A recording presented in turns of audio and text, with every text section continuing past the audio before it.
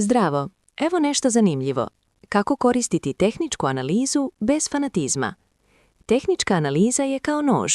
U rukama čovjeka koji zna šta radi, to je precizan instrument koji može da reže tačno tamo gdje treba, da olakša posao, da spasi situaciju. U rukama nekoga ko ne zna šta radi, nož postaje opasnost za druge, ali najviše za onoga koga drži. Sa tehničkom analizom je isto.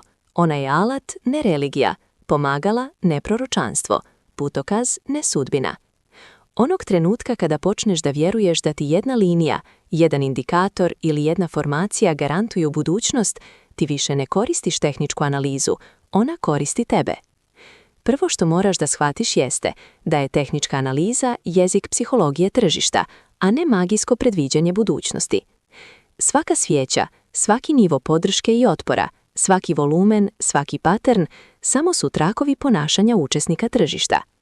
Nisu uzrok kretanja cijene, već odraz borbe između kupaca i prodavaca, straha i pohlepe, vjere i sumnje. Kada crtaš liniju podrške, ti ne praviš magijski zid ispod kojeg cijena ne smije da padne.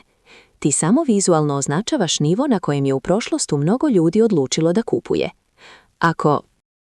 Hvala što ste gledali. Pretplatite se za više sadržaja.